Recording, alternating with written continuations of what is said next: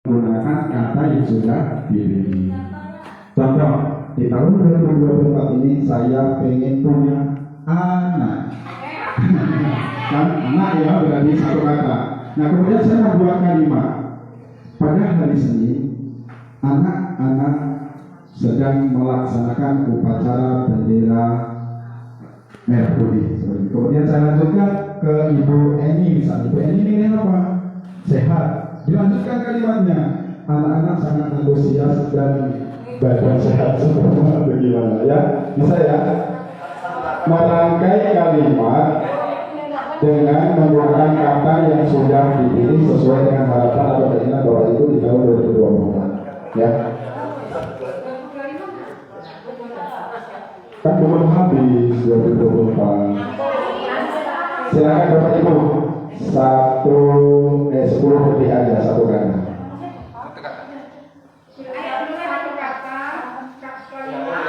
Nanti saya pilih setelah ajak. Setelah saya membuat kalimat, nanti saya ajak. Kemudian Bapak Ibu menunjuk siapa. Kemudian disambung kalimatnya biar sinkron, biar menjadi satu paragraf gitu. Saya. Yang penting ada kata yang Bapak Ibu pilih dalam kalimat itu. Ya, siap ya.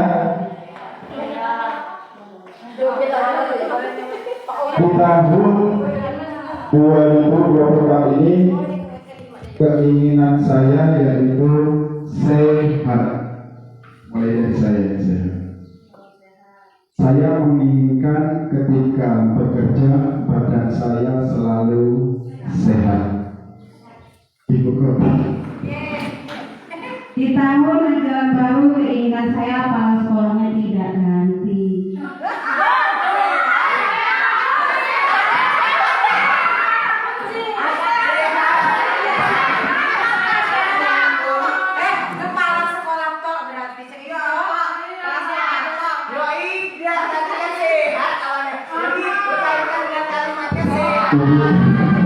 Udah bilang apa?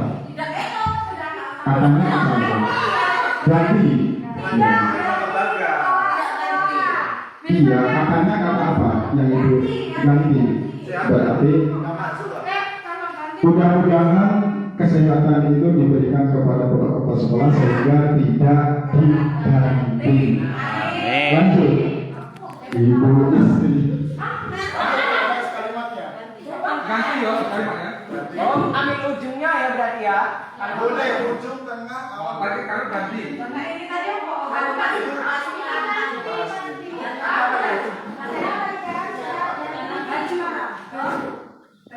Harapan saya pada saat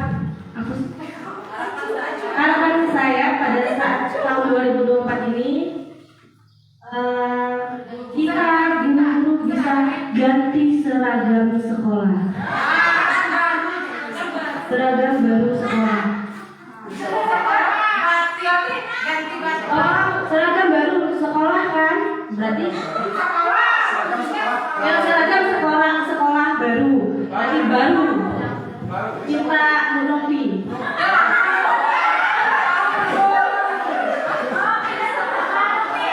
Baru ya.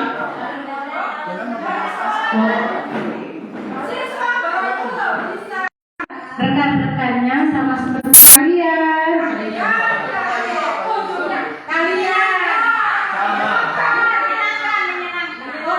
Seperti kalian yang menyenangkan. Masing-masing guru. Kata kuncinya apa? Jangan. Itu.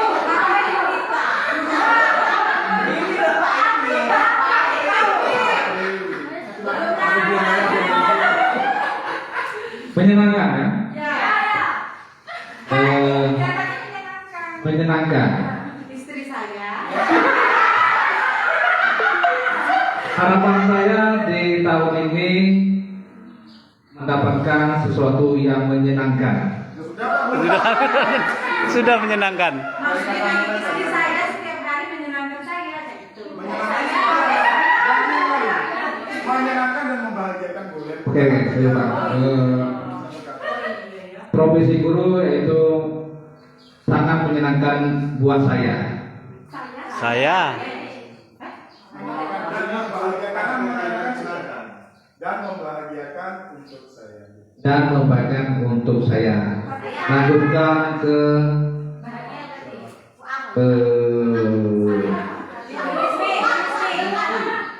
Sudah.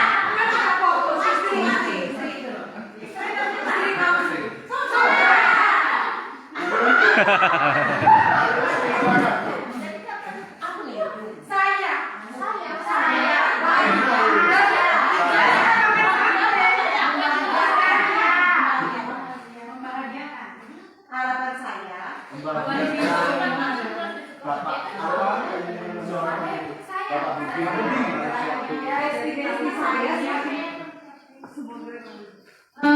Harapan saya tahun 2004 2024 saya mendapatkan kebahagiaan, kelulusan, diangkat menjadi P3K.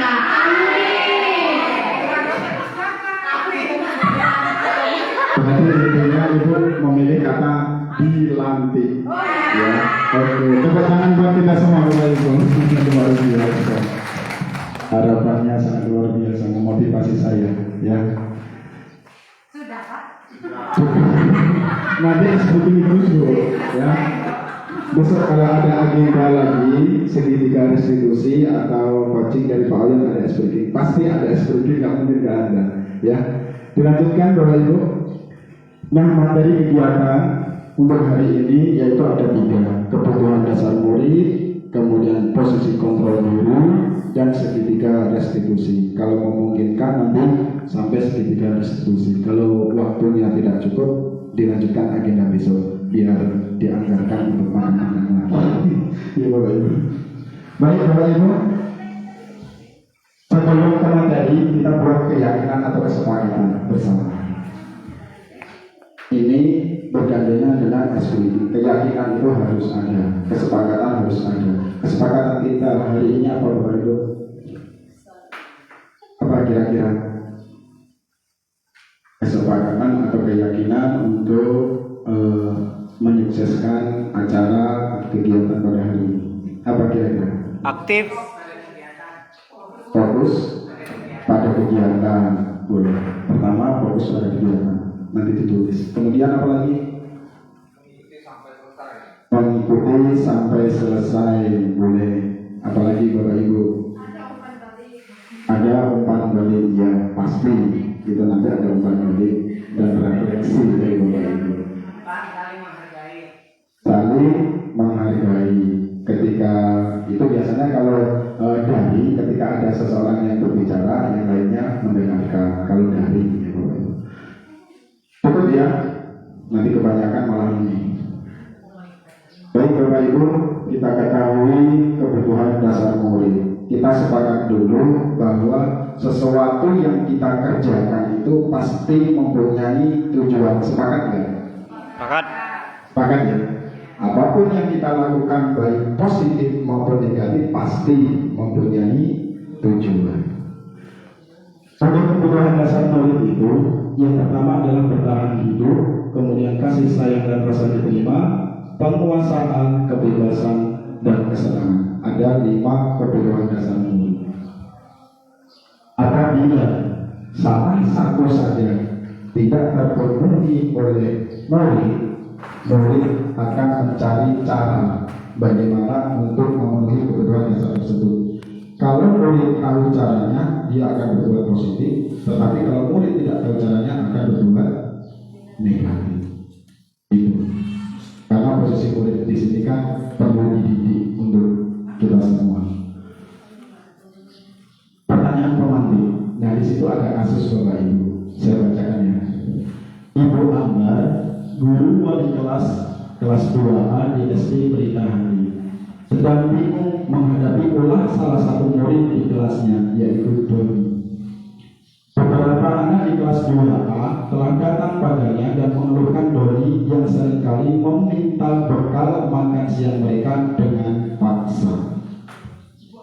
Jika Anda menghadapi situasi seperti Ibu Ambar, apa yang akan Anda lakukan? Menurut Anda, Anda, kira-kira apa alasan Doni melakukan hal itu? Jadi ada salah satu kebutuhan dasar yang tidak terpenuhi oleh si Doni, sehingga dia melakukan hal negatif, yaitu meminta bekal secara paksa. Itu kasusnya. Baik Bapak Ibu, untuk bertahan hidup survival itu adalah kebutuhan yang bersifat fisiologis yang nyata untuk bertahan hidup, misalnya kesehatan, rumah, dan makanan. Bekerja ada tujuannya, yaitu untuk memenuhi kebutuhan dasar, yaitu bertahan hidup.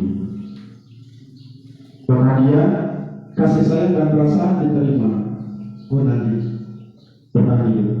Kalau kita kaitkan ke pertanyaan romantik tadi, ya, kalau Doni ditanya oleh Ibu Amber dengan jawaban karena saya lapar, saya tidak dibawakan bekal oleh orang tua saya di rumah, berarti kebutuhan yang ingin dicapai Doni adalah kebutuhan dasar bertahan hidup. Kalau alasan itu Doni mengambil bekalnya karena lapar, karena tidak dibawakan bekal.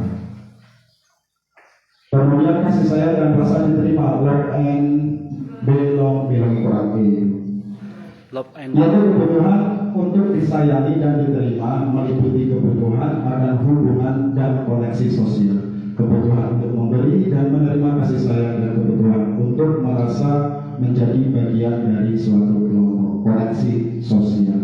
Siswa yang pemurung itu belum tentu dia itu pendiam. Ditanya dulu apakah kebutuhan dasar kasih sayangnya tidak terpenuhi sehingga dia merasa terkucilkan, menjadi pemurung, menjadi pendiam. Ya, nanti apa yang kita lakukan ke posisi kalau kita ke kebutuhan murid dulu. Kalau dari pertanyaan pemantik tadi, si Doni dengan alasannya dia merasa senang temannya jadi memperhatikan saya. Jika Doni beralasan itu, kenapa kamu mengambil makanan secara personal? Karena saya merasa senang temannya jadi memperhatikan saya. Ketika temannya melaporkan tindakannya itu pada guru, dan guru memberitahu orang tuanya, sehingga orang tuanya jadi memperhatikan dia. Berarti kurang perhatian itu termasuk kebutuhan dasar kasih sayang dan rasa diberi. Lanjut, kebutuhan dasar yang ketiga yaitu penguasaan, power. Kebutuhan ini berhubungan dengan kekuatan untuk mencapai sesuatu, menjadi kompeten, menjadi terampil, diakui atas prestasi, dan keterampilan kita didengarkan dan memiliki rasa harga diri. Kita kaitkan ke kasus tadi si Doni. Kalau Doni ditanya kenapa kamu mengambil bekal secara paksa, kalau jawabannya dia merasa hebat karena temannya jadi takut dengan dia dan menuruti keinginannya, maka sebetulnya Doni sedang berusaha untuk memenuhi kebutuhan, yaitu penguasa. Saya merasa hebat, saya merasa keren sehingga teman-temannya takut. Seperti kalau ada preman misalnya, ya, sok jago siswa preman seperti itu. Dia sebenarnya untuk memenuhi kebutuhan yaitu kekuasaan, penguasaan. Nah itu. Tetapi cara-cara itu kan murid belum tahu, sehingga dia melakukan hal yang negatif. Belum tahu dia itu mau memenuhi kebutuhannya itu seperti apa. Selanjutnya kebutuhan kebebasan, freedom, yaitu kebutuhan akan kemandirian, otonomi, memiliki pilihan dan mampu mengendalikan arah hidup seseorang.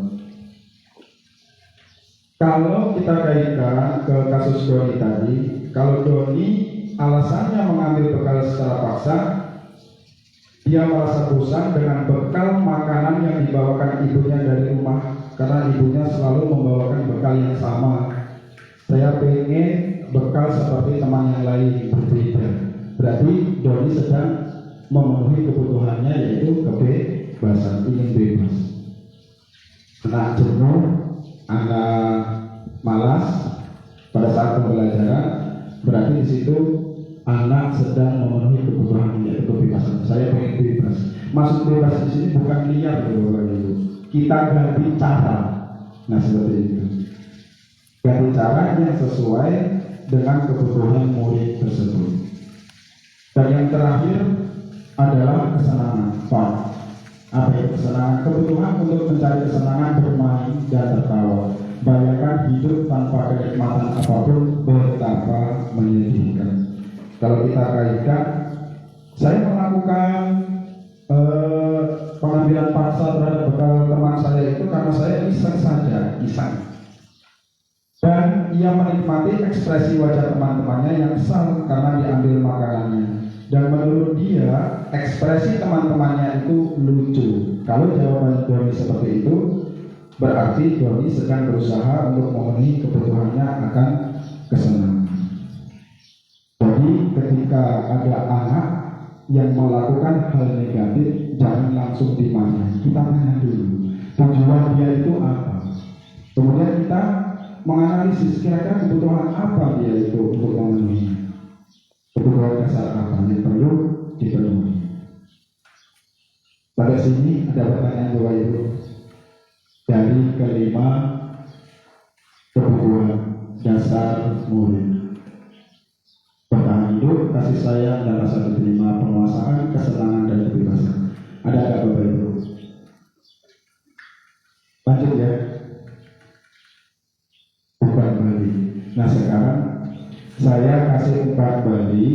Silakan Bapak Ibu untuk menjawab pertanyaannya. Saya langsung ke LNS, nggak apa-apa. LNS saya buat praktek ya, saudara.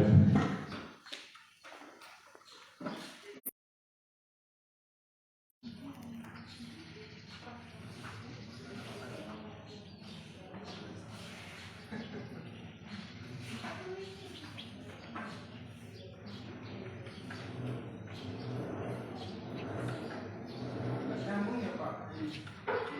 Pak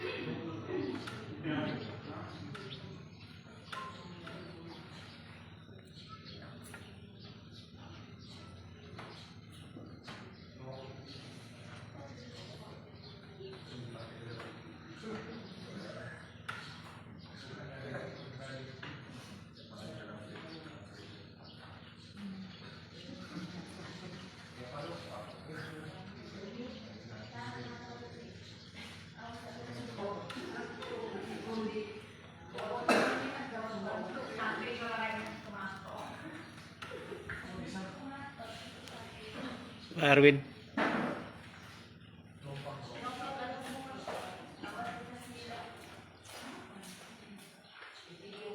Konektor anunya itu gantung dia itu.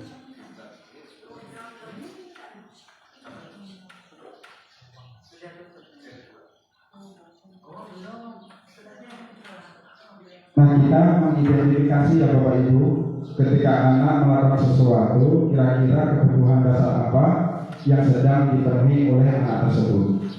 Kita tunggu dulu. Nah ini Bapak Ibu, Bimo seorang anak TKB selalu berlari keluar kelas menuju jalan raya di depan sekolahnya yang ramai dengan kendaraan. Tingkahnya membuat guru Bu Ani bingung dan seringkali lari mengejarnya. Ada beberapa kemungkinan jawaban yang diberikan Bimo. Pertanyaannya Bapak Ibu, aku senang main kejar-kejaran dengan ibu guru, seru. Kira-kira kebutuhan dasar apa yang ingin dipenuhi oleh Bimo? Apa Bapak Ibu? Penguasaan, kebebasan, cinta dan kasih sayang, atau kesenangan? Kesenangan ya. Aku senang main kejar-kejaran dengan ibu guru, seru. Senang ya? Coba kita kesenangan. Benar. Lanjut. Ibu kejar aku karena ibu guru sayang aku. Kira-kira kebutuhan apa Bapak Ibu? Pemahaman materi tentang Cinta dan kasih sayang. kontrol guru Wah ini dilakukan oleh cepat sekali ini loh. salah seorang Aku hebat kan bisa bikin ibu guru kejar aku. Kira-kira kebutuhan apa Bapak Ibu?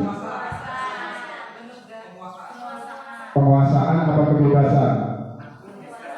Aku hebat kan bisa bikin ibu guru kejar aku. Penguasaan. Kita kira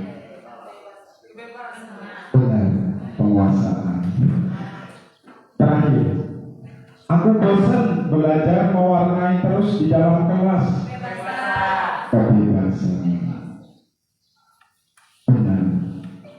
Dapat nilai 4. Tepuk tangan untuk kita semua. Berarti sekali langsung ini ya Bapak Ibu. Iya. Luar biasa sekali Bapak. Satu lagi Bapak Ibu. Jika seorang anak kelas 3 SD begitu tiba di rumah sepulang dari sekolah menangis dan mengadu pada ibunya bahwa dia benci pada Ibu Rani, gurunya. Menurut Anda, kebutuhan apa yang berusaha dipenuhi oleh Dinda jika jawabannya seperti ini? Ibu guru bilang, aku tidak boleh bersenandung sewaktu mengerjakan tugas. Katanya kelas harus tenang, tidak ada suara. Kan nggak seru jadinya. Kebutuhan apa kira-kira Bapak Ibu? Kebebasan kita klik. Kesenangan. Gak apa-apa.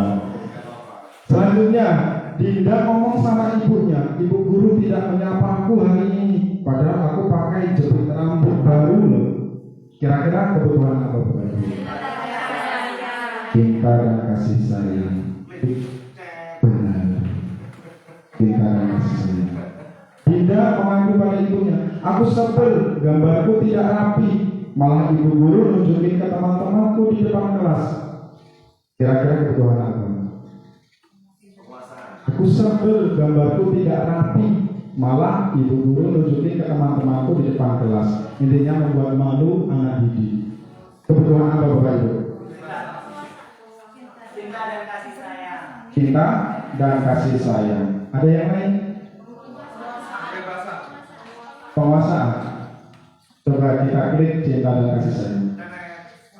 Penguasaan. Selanjutnya, aku bosan masa belajarnya cuma gitu-gitu aja, dengerin ibu guru aja. Apa? Aku bosan masa belajarnya cuma gitu-gitu aja, dengerin ibu guru aja. Kesenangan. Kebebasan.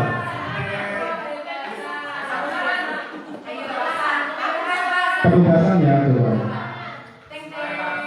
Benar, kebebasan.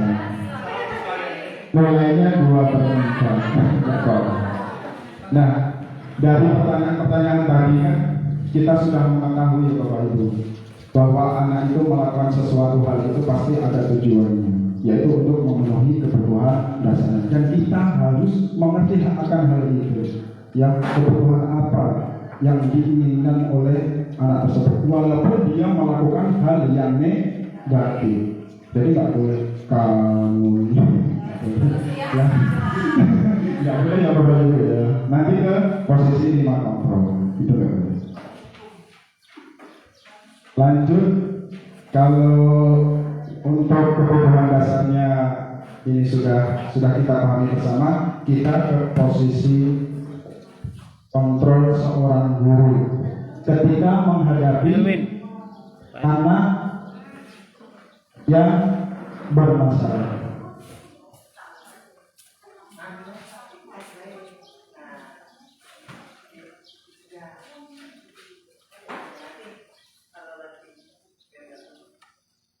Lima posisi kontrol. Yang pertama itu penghukum.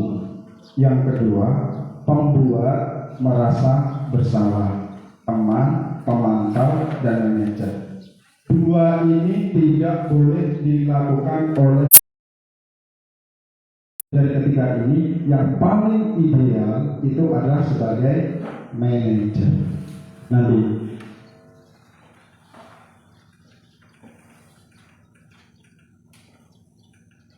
Nah ini Bapak Ibu, posisi kontrol guru ada 5, yaitu penghukum, pembuat merasa bersalah, kemudian posisi gurunya itu sebagai teman, sebagai pemantau, dan sebagai manajer. Kita lihat videonya, sebenarnya itu harus online ya semua, cuma offline nggak apa-apa. Kita lihat videonya Bapak Ibu.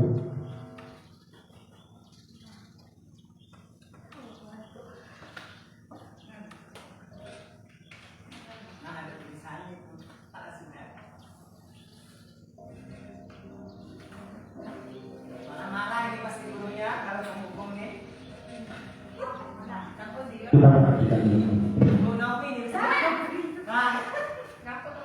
Sini kamu. Oh, soal istimewa.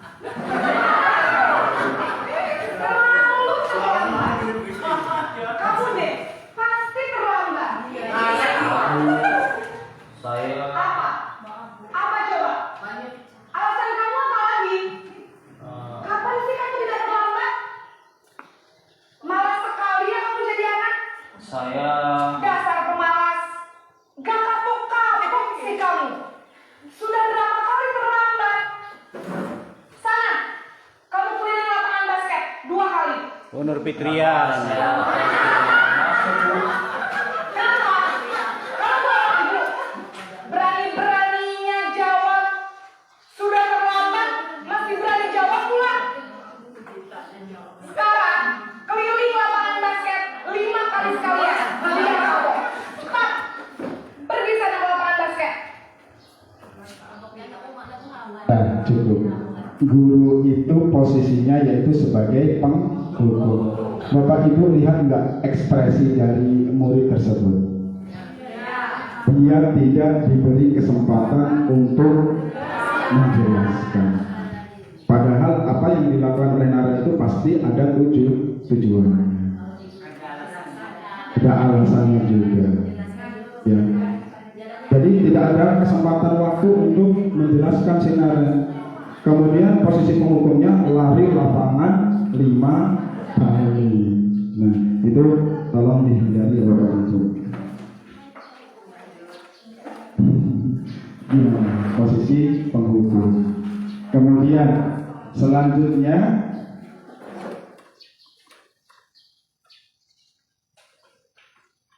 dari video itu posisinya sebagai guru yaitu penghukum biasanya nada suara tinggi, bahasa tubuh yaitu mata melotot dan jari menunjuk-nunjuk atau menyakiti perasaan murid. Kemudian hukumannya yaitu berbentuk verbal atau fisik. Lari lapangan itu kan berbentuk verbal atau fisik.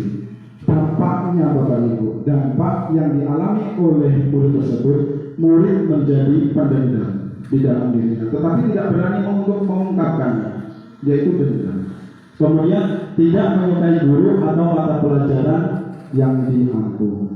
Karena dendam, biasanya kemarin dijelaskan ada yang mengerjai sepeda motor Bapak Ibu gurunya karena dendam. Dia tidak berani mengekspresikan di depan guru. Dia melakukan pekerjaan yang negatif, menggores motor, mengempeskan ban motor seperti itu.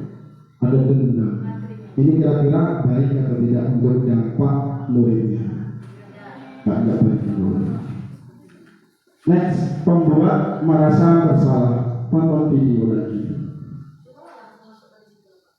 Iya, online. Kemarin buat di rumah, tahu sendiri, Panjang Sari itu luar biasa.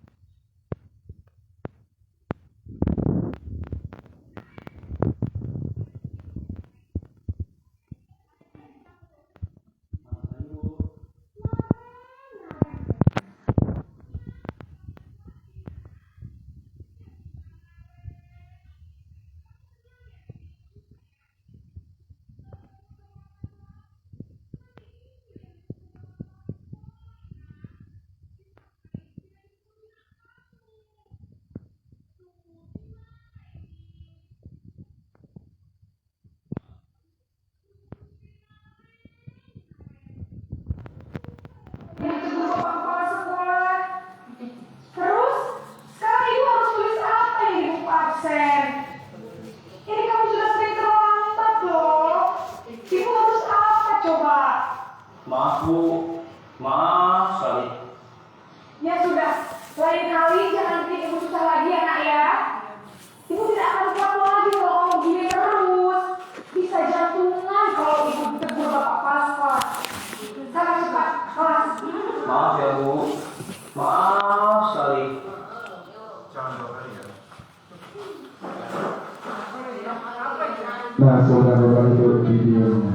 bersalah. Bapak Ibu, posisinya yaitu guru sebagai Membuat merasa bersalah. Dia tidak memberi hukuman, tetapi guru tersebut merendahkan dirinya. Nanti kalau dimarahi kepala sekolah bagaimana? Sehingga anak tersebut gak enak terhadap gurunya, merasa gagal menjadi siswa yang diidam-idamkan oleh guru. Ya, itu gak boleh. Jadi untuk menghukum dan membuat merasa bersalah, hindari, jangan dilakukan kita sebagai pendidik. Posisinya guru menjadi pembuat merasa bersalah itu ada suara memelas, halus, sedih, bahasa tubuhnya itu merapat pada anak, lesu. Kemudian guru akan menyatakan hal-hal yang merasa kesalahan ada pada murid. Dampaknya Bapak Ibu, dampak yang dialami oleh siswa tersebut membuat murid merasa bersalah, menjadi identitas baru, menjadi murid kebanggaan guru itu gagal. Dampaknya tidak percaya diri, rendah diri dan menarik diri dari lingkungan, cenderung lebih menarik diri atau pendiam seperti itu, karena kecewa dalam dirinya, gagal untuk membahagiakan Bapak Ibu guru. Itu kalau posisi sebagai pembuat merasa bersalah. Yang ketiga yaitu posisi sebagai teman. Tonton video lagi.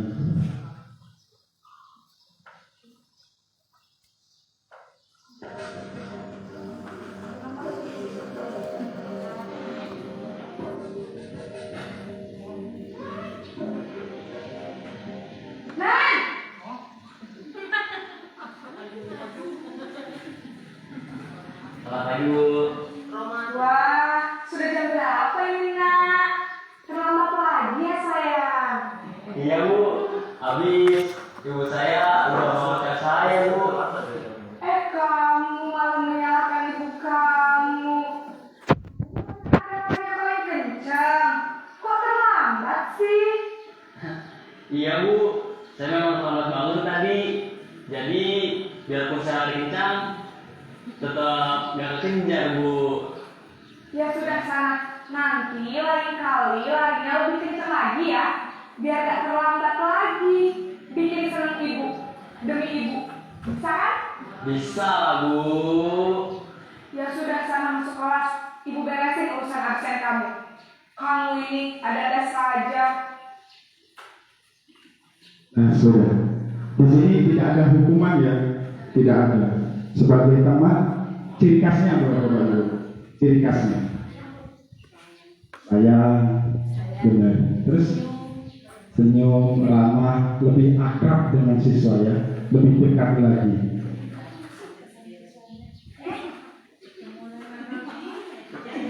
Nah posisinya Bapak Ibu, ciri-cirinya itu yaitu nada suara ramah, akrab, dan bercanda kalau sebagai teman. Kemudian bahasa tubuh merapat pada murid, mata dan senyum jenaka, lebih akrab ya. Tetapi ada dampaknya Bapak Ibu, walaupun kita akrab dengan anak tersebut, ada dampaknya. Apa dampaknya? Murid akan bergantung pada satu guru. Misal dari guru-guru ini satu yang melakukan posisi kontrol yaitu sebagai teman, misalnya Bu Kode, Ramadan didekati sama Bu Renaldi nggak apa-apa ya. Posisinya sebagai teman, kemudian ini dulu si Ramadan Renaldi. Tetapi suatu saat kalau Bu Kode tidak berangkat sekolah, kemudian Renaldi ini membuat kesalahan, terus pada siapa ini Renaldi akan dikontrol oleh gurunya? Tidak mau dia. Saya maunya sama Bu Kode, padahal Bu Kode tidak mau. Nggak ada di sekolahan. Ini murid akan bergantung pada satu guru. Kecuali kalau semuanya itu melaksanakan seperti itu, iya. Nah, Bu Apri. Ya, jadi ada kekurangannya Bapak Ibu kalau posisinya sebagai kontrol, sebagai teman. anak akan bergantung pada satu guru saja. Kalau nggak berangkat, kalau cuti gimana? Kalau sewaktu anak itu melakukan kesalahan, ya masa mau ditelepon tuh berangkat ke sini, ada nanti kan nggak mungkin. Kemudian murid tidak mandiri karena ketergantungan dan tidak bisa berpikir untuk diri sendiri.